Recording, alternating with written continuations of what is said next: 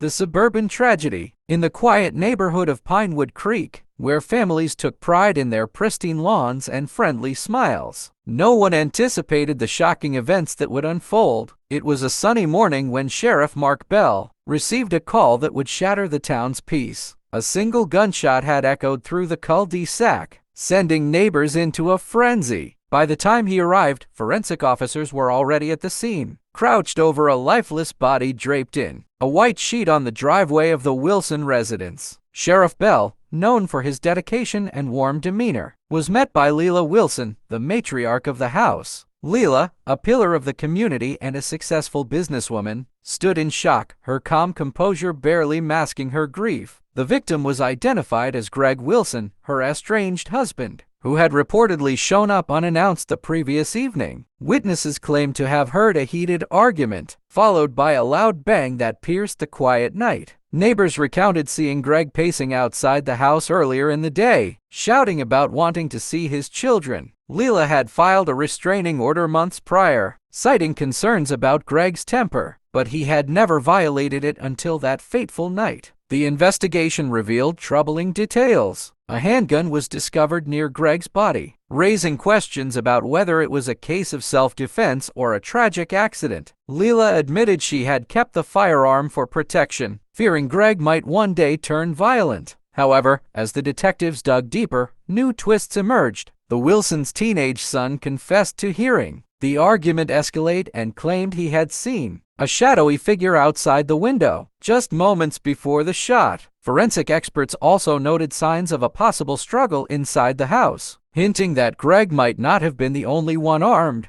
The community was divided. Some rallied behind Lila, praising her for protecting her family, while others speculated that Greg's death might have been premeditated. Rumors spread like wildfire, fueled by the discovery of Greg's threatening messages on Lila's phone and his recent financial troubles. As the investigation continued, Sheriff Bell faced mounting pressure to uncover the truth. Was this a tragic case of self-defense, or did a deeper, darker motive lie beneath the surface of this seemingly perfect suburban family? The answers would come to light in a courtroom, where Lila's fate and the Wilson family's future hung in the balance. Months passed, and the quiet town of Pinewood Creek became the focus of national attention. Cameras lined the courthouse steps as Lila Wilson, now facing charges of second-degree murder, walked inside flanked by her attorney. The trial was set to determine whether Lila had acted in self-defense or if Greg's death was the culmination of a premeditated act. Prosecutor Andrea Lang wasted no time presenting the evidence. Greg Wilson came to his wife's home to reconcile, Lang said in her opening statement. Instead, he left in a body bag. The evidence will show that Mrs. Wilson had every intention of ending his life that night. She pointed to the text messages between Greg and Lila as evidence of hostility. She knew he was coming, and she was ready for him. Lila's defense attorney, James Porter, painted a different picture. This is a mother protecting her children from a man who had a history of violence and intimidation, he argued. Greg's actions pushed her to fear for her life, and she did what any parent would do in the face of a threat. The prosecution introduced forensic evidence, including the trajectory of the bullet, which suggested Greg was shot while standing on the porch, not during a direct struggle inside the house. Lang argued this disproved Lila's claim of immediate danger. Additionally, security camera footage from a neighbor's house captured Greg ringing the doorbell moments before the gunshot, showing no weapon in his hands. However, the defense revealed Greg's history of domestic abuse, including police reports and testimonies from Lila's friends and co-workers. They also played an audio recording from Lila's phone. Greg's voice could be heard, yelling threats at her during a previous argument. This was a woman who lived in constant fear, Porter said. The most emotional moment came when the Wilsons' teenage son, Marcus, testified. Tearfully, he recounted the argument he overheard that night. I heard my dad yelling. He said, "You'll never keep me away from my kids." Then I heard the door slam, and everything went quiet. Marcus also described seeing his mother sobbing uncontrollably after the gunshot. She kept saying,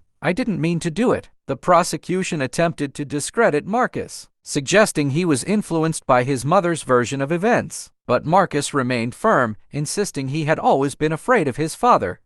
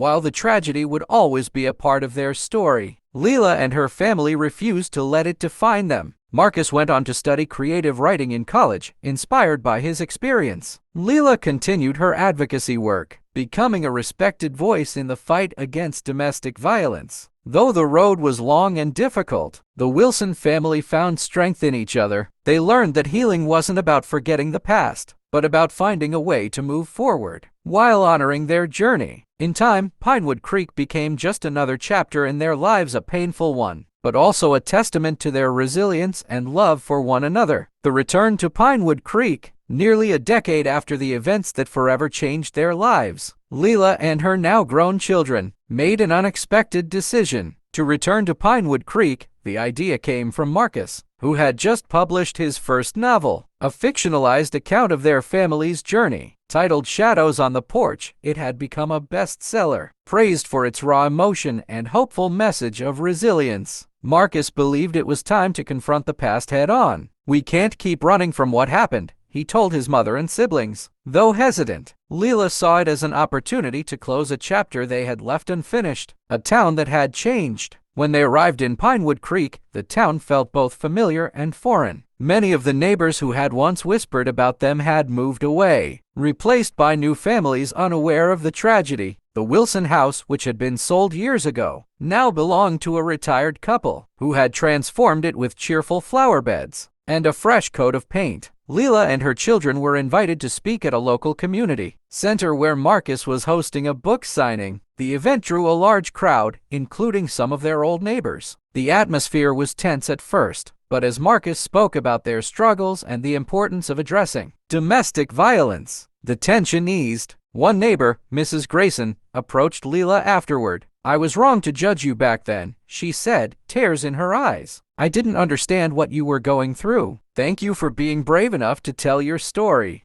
Healing old wounds. The trip became a journey of healing, not just for the Wilsons but for the community as well. Lila visited Greg's grave for the first time since the trial. Standing there, she didn't feel anger or fear, just sadness for the man he had been and the family they could have been if things had been different. Sandra, Greg's sister, joined her at the gravesite. "He wasn't a bad man," Sandra said softly. "He just didn't know how to handle his pain." Lila nodded, grateful that time had softened the bitterness between them. The children revisited old haunts, the park where they used to play, the school they once attended, and reconnected with childhood friends. For Marcus, it was a chance to find closure, knowing he had turned his pain into something meaningful, a new legacy. Before leaving Pinewood Creek, Lila and her children planted a tree in the town's memorial garden. A plaque beneath it read, "In memory of Greg Wilson and all families affected by domestic violence. May this tree stand as a symbol of resilience, hope, and healing." The act was cathartic, a way to honor the past while looking toward the future. As they drove away from Pinewood Creek, Lila felt a sense of peace she hadn't experienced in years. The weight of that night, while never forgotten, no longer defined her or her family. They had faced their pain, grown from it, and emerged stronger. For the first time in a long time, the Wilson family was truly free.